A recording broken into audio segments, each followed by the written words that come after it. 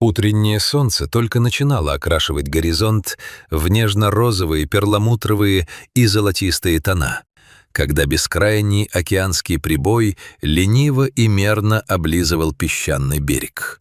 Этот дикий пляж, усеянный древними известняковыми скалами, вековыми рифовыми выступами и острыми каменными глыбами, обычно пустовал в столь ранний час.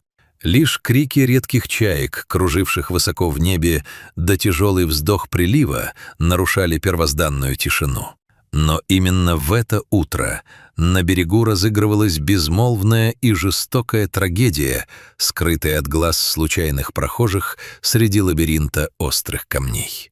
Огромная логгерхед, головастая морская черепаха, чей вес, по самым скромным оценкам спасателей, достигал внушительных 300 фунтов или почти 140 килограммов, оказалась в смертельной ловушке. Ночью, поддавшись вековому, непреодолимому инстинкту продолжения рода, она, возможно, выгоралась на берег для кладки яиц или же была выброшена на берег мощным ночным приливом. Пытаясь вернуться обратно в родную спасительную стихию, тяжелое и неповоротливое на суше животное угодило в узкую, сужающуюся к низу расщелину между двумя массивными острыми валунами. Каменная пасть, веками обтачиваемая соленой водой, намертво зажала ее массивный роговатый панцирь. Черепаха оказалась полностью обездвижена. Ее мощные ласты беспомощно скребли по мокрому песку, а тяжелая голова едва приподнималась, когда пенистые волны подкатывали слишком близко. Без помощи человека это величественное существо, прожившее в глубинах океана не один десяток лет и пережившее сотни штормов, было обречено на медленную и мучительную гибель под безжалостными палящими лучами солнца. Первым, кто заметил попавшее в беду животное, был местный житель, совершавший свою привычную утреннюю прогулку вдоль кромки воды. Поначалу массивный ровный купол показался ему обычной частью береговой скалы, но необычный розовато-коричневый оттенок панциря и едва заметное судорожное движение привлекли его внимание. Подойдя ближе и заглянув в расщелину, человек осознал весь ужас происходящего. Черепаха буквально вклинилась вглубь каменного плена, и каждый прилив лишь сильнее забивал ее тело вглубь песчаного дна между валунами. Мужчина сразу понял, что в одиночку сдвинуть с места 140-килограммовую рептилию, не повредив ее мягкие ткани и не расколов панцирь, физически невозможно. Не теряя ни минуты, он достал телефон и связался с комиссией по сохранению рыбы и дикой природы Флориды, FWC, подробно описав координаты и состояние пленницы. Ожидая прибытия профессиональных спасателей, мужчина не отходил от животного ни на шаг. Он осторожно опустился на колени перед грозными скалами, стараясь оказаться в поле зрения черепахи, чтобы подбодрить ее хотя бы звуком своего голоса. «Не переживай, мамочка, все хорошо, тебя обязательно спасут, я обещаю», — тихо и ласково шептал человек, пытаясь успокоить испуганное, измученное животное. Черепаха тяжело, с присвистом дышала, а в ее больших темных глазах, казалось, застыла глубокая вековая усталость и полная безысходность. Каждое шевеление ласт стоило ей колоссальных мучительных усилий, а острые края известняка могли в любой момент разорвать нежную кожу или нанести непоправимый вред здоровью при малейшем неловком сдвиге. Она была полностью истощена многочасовой борьбой с каменными тисками. Вскоре тишину пляжа нарушил гул мотора, и на место происшествия оперативно прибыла специальная спасательная команда. 4 крепких, опытных сотрудника природоохранной службы, повидавших на своем веку немало подобных случаев, быстро оценили обстановку. Ситуация действительно выглядела критической.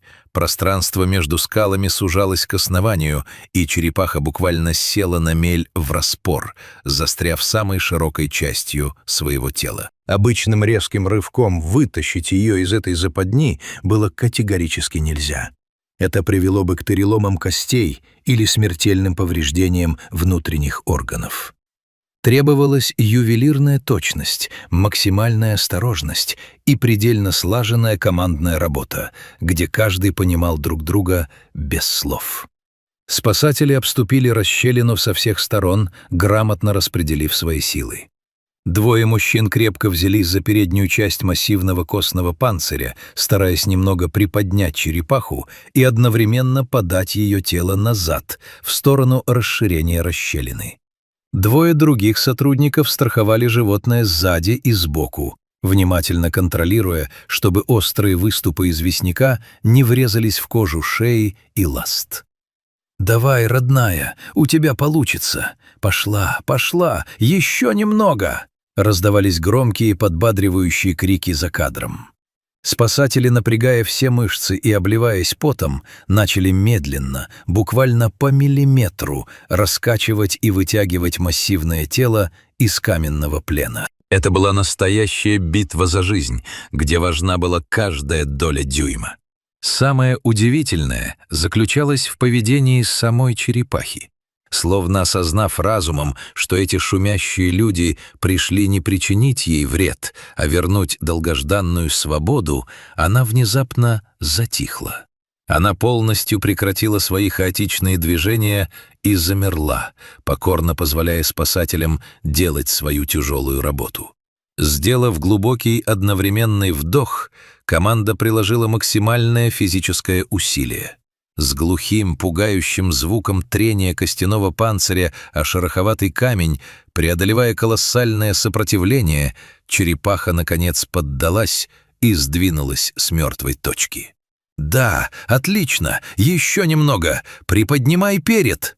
И вот мощным, единым слаженным движением 4 пар сильных рук люди вызволили гиганта из расщелины, аккуратно и бережно опустив тяжелую черепаху на ровный, свободный от камней и безопасный песок. Оказавшись на свободе, Логерхед на некоторое время замерла, словно не веря в то, что кошмар подошел к концу. Спасатели тут же окружили ее, чтобы провести быстрый, но тщательный первичный осмотр на предмет скрытых травм.